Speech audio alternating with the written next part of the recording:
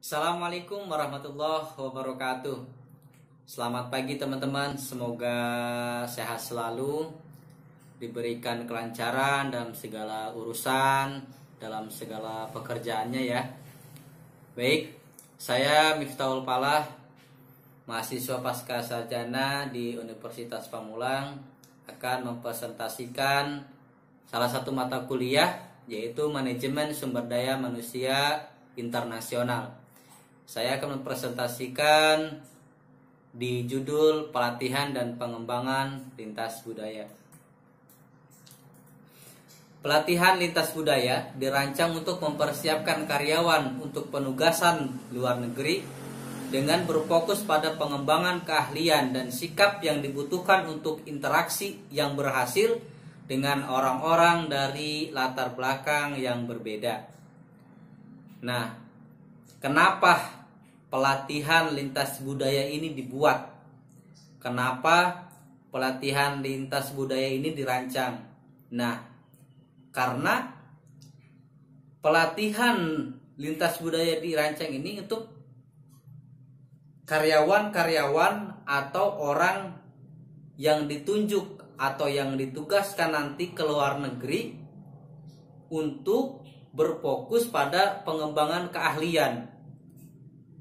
Pengembangan dari keahlian maupun sikap yang dibutuhkan nanti untuk berinteraksi dengan baik, berinteraksi dengan sinkron dengan orang-orang yang latar belakangnya berbeda dari kita gitu kan. Kita tahu bahwa budaya dari satu negara ke negara lain itu pasti berbeda. Adapun nanti ada kesamaan budaya, mungkin itu hanya sedikit, dan tentunya banyak budaya-budaya yang berbeda di kalangan kita. Nah, makanya pelatihan lintas budaya ini dirancang agar bisa berinteraksi yang baik dan berhasil dengan orang-orang dari latar belakangnya yang berbeda gitu ya. Terus kita lanjut ke tipe pelatihan lintas budaya, atau kita bisa sebut dengan metode pelatihan budaya. Metode dalam pelatihan budaya itu apa saja sih di dalamnya gitu, dalam pelatihan tersebut. Nah, di sini ada beberapa, di antaranya itu yaitu ada briefing, ada orientasi budaya, ada pelajaran budaya, ada bahasa, dan juga ada pengalaman lapangan. Nah, ya dalam pelatihan lintas budaya ini, metode pelatihan dalam lintas budaya ini, yang pertama itu ada briefing. Briefing pengarahan lingkungan mengenai geografi, iklim, tempat tinggal, dan sekolah suatu negara. Nah, kita tahu mungkin yang namanya briefing itu tidak asing lagi didengar oleh kita. Briefing itu kan kita bisa namakan dengan pengarahan gitu kan. Kita ambil contoh saja, salah satu contoh atau beberapa contoh, yaitu seperti suatu organisasi, ya kan? Suatu organisasi, ada suatu organisasi mengadakan agenda, gitu kan?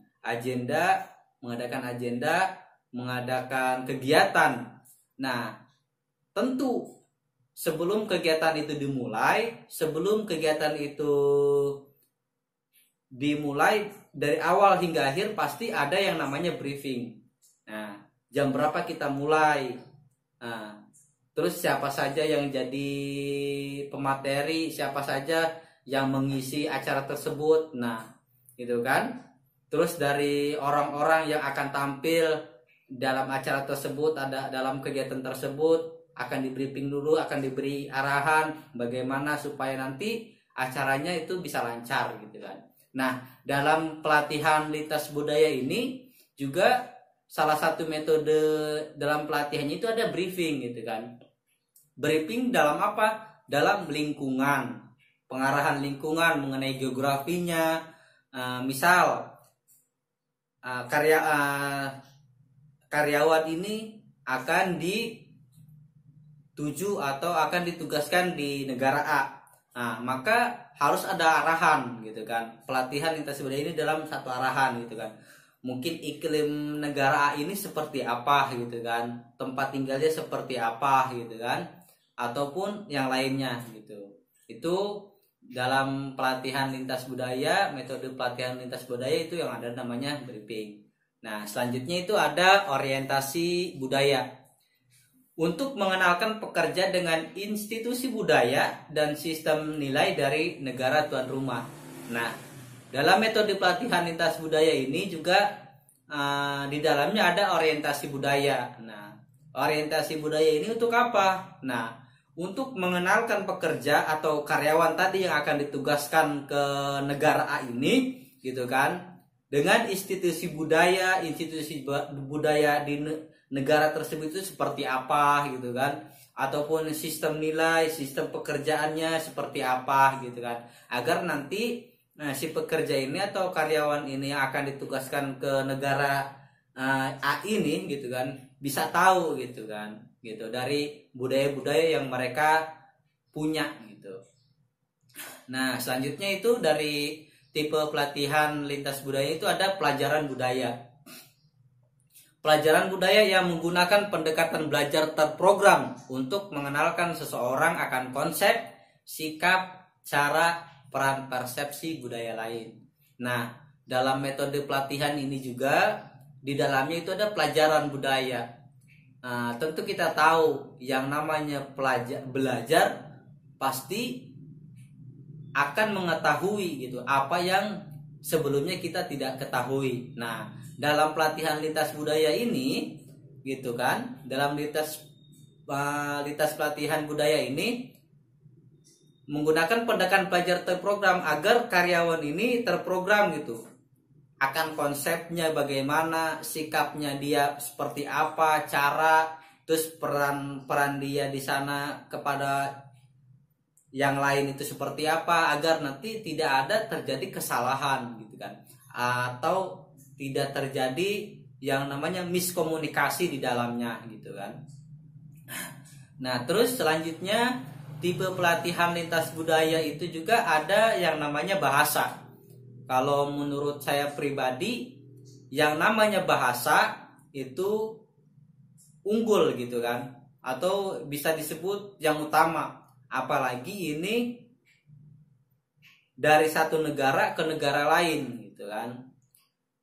Contoh misal saja, dari satu kota ke kota lain aja kadang sudah berbeda bahasanya gitu kan. Nah, apalagi ini dari satu negara ke negara lain yang pastinya bahasanya juga berbeda. Nah, dalam metode pelatihan lintas budaya ini diajarkan mengenai bahasa gitu kan. Supaya apa gitu? Menjalin lebih baik antar budaya gitu kan. Ketika mengobrol, ketika berinteraksi, ketika berkomunikasi, dan mereka itu nyambung gitu. Dari visi, misi, apa yang dia bawakan, dari apa yang dia dengarkan, itu satu sama lain itu rata, sinkron gitu ya. Nah, juga dari metode pelatihan lintas budaya juga itu ada yang namanya pengalaman lapangan. Nah, pengalaman lapangan seperti mengunjungi negara di mana seseorang akan ditugaskan untuk melihat bagaimana suasana kerja dan kehidupan dengan budayanya gitu kan. Nah, di sini yang namanya pengalaman tentu dia atau mereka yang akan mengisi yang akan ngasih taunya ini pasti sudah melihat gitu kan, ataupun tidak dia sudah meriset, dia sudah mengunjungi negara tersebut gitu kan. Nah, negara tersebut seperti apa di dalamnya, suasananya seperti apa, kehidupan sehari-harinya seperti apa, kerjanya seperti apa, cara kerjanya seperti apa, apakah kerjanya lambat gitu kan, ataupun kerjanya kadang kerjanya cepat gitu kan. Nah, dari pengalaman lapangan ini akan dikontribusikan atau akan ditransfer ke karyawan atau pegawai nanti yang akan akan ditunjuk untuk ditugaskan di negara tersebut, bisa tahu gitu kan, bisa tahu keadaan, situasi, kondisi di negara tersebut gitu. Nah, kita lanjut untuk pelatihan lintas budaya ini kenapa dibuat gitu kan. Tadi kan ada kenapa pelatihan lintas budaya itu dibuat. Nah, di sini pelatihan lintas budaya juga mempunyai tujuan gitu. Tidak mungkin suatu perusahaan yang perusahaan besar, kecil maupun besar, ketika melakukan pelatihan pasti ada tujuan-tujuan tertentu gitu kan. Apalagi ini pelatihan lintas budaya. Pelatihan lintas budaya juga mempunyai tujuan gitu kan. Nah, dari tujuan-tujuan ini yang pertama itu mencapai tujuan organisasi jangka panjang. Tentu kita juga tahu organisasi kecil, organisasi menengah, organisasi atas pasti mempunyai tujuan-tujuan yang ingin berkepanjangan. Tidak ada satupun organisasi, tidak ada satupun perusahaan yang mau bangkrut. Tidak ada satupun perusahaan yang mau menjalankan perusahaannya itu dengan jangka pendek. Nah, dalam pelatihan lintas budaya ini, yang pertama itu tujuannya untuk mencapai tujuan organisasi jangka panjang, gitu ya. Terus selanjutnya itu untuk meminimalkan biaya kegagalan asing. Nah, dalam dilakukannya pelatihan lintas budaya ini meminimalkan biaya gitu kan, supaya nanti ketika dilakukan itu tidak banyak modal, tidak banyak pengeluaran, tidak banyak output yang dikeluarkan, supaya bisa meminimalisir semuanya gitu kan. Nah, tujuan selanjutnya dalam pelatihan lintas budaya ini itu menjembatani kesenjangan budaya antar negara tuan rumah dan organisasi negara induk gitu kan. Menjembatani, yang namanya menjembatani itu apa namanya ya? Yang namanya menjembatani itu dia menyatukan gitu kan. Menyatukan budaya antara budaya lain dengan budaya satu dengan lain-lainnya gitu kan. Itu tujuannya juga. Terus selanjutnya itu menyadari bahwa tantangan orientasi atau induksi yang berbeda untuk orang tua dan unit host gitu kan. Terus tujuan pelatihan lintas budaya selanjutnya juga memastikan keberhasilan organisasi sangat penting dalam pencapaian tujuan global. Nah, dalam tujuan pelatihan lintas budaya ini juga ingin memastikan bahwa perusahaannya atau organisasinya itu bisa berhasil dengan baik, berhasil dengan tujuan-tujuan yang telah dia berikan, tujuan-tujuan dari visi dan misi bisa sinkron, bisa terorganisir dan berhasil gitu kan. Nah, tujuan pelatihan lintas budaya selanjutnya itu juga membangun dan mempertahankan keunggulan atas pesaing internasional. Nah, dan juga terakhir dari tujuan pelatihan lintas budaya juga membangun budaya organisasi tunggal di anak perusahaan gitu ya. Oke, kita selanjutnya itu ada yang namanya pengembangan lintas budaya. Kita tadi sudah berbicara tentang pelatihan lintas budaya. Terus juga metode-metode apa dalam pelatihan lintas budaya, dan juga tujuan-tujuannya kenapa harus mengadakan pelatihan gitu kan. Nah, di sini juga ada yang namanya pengembangan lintas budaya. Nah, pengembangan lintas budaya itu di sini saya kutip gitu atau saya ambil itu ada 4 ya kan dalam pengembangan lintas budaya. Yang pertama itu mengembangkan staf internasional gitu kan. Yang kedua, individu pembangunan ataupun pengelolaan. Terus yang ketiga, ekspatriat poin keputusan karir.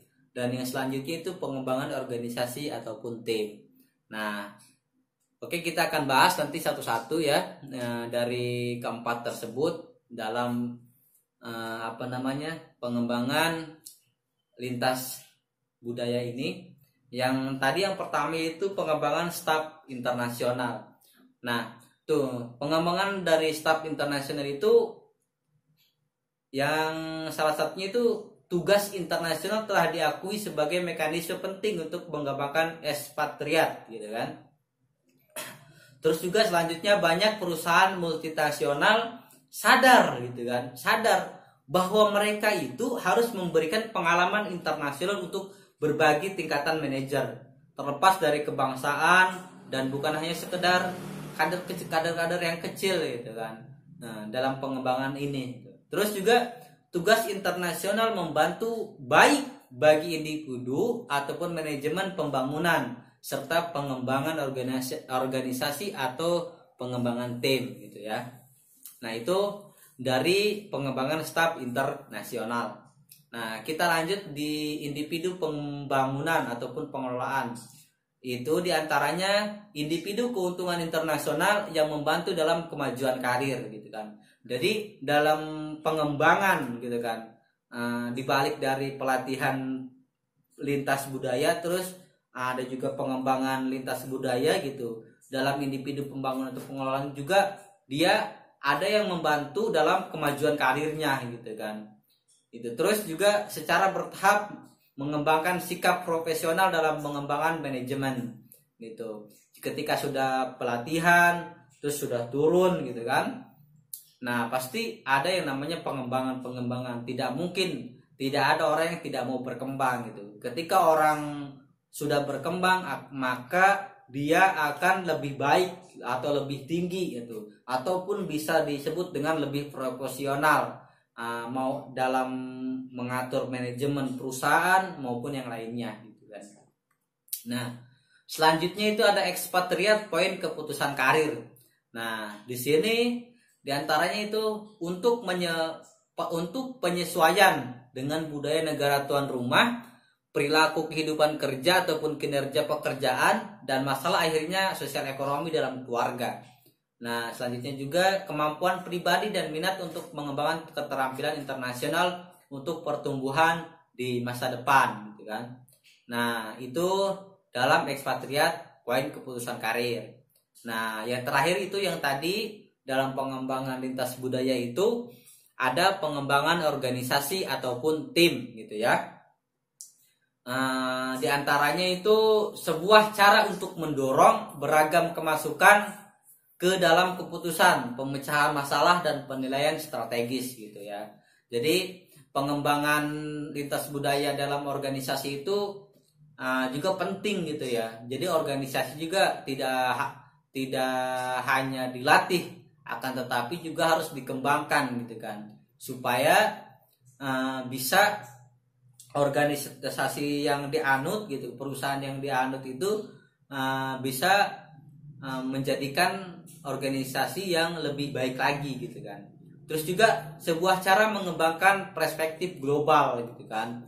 Terus dari pengembangan organisasi ini juga bisa cara untuk mengembangkan nilai-nilai bersama sehingga membantu dalam penggunaan resmi, kontrol, normatif melalui sosialisasi.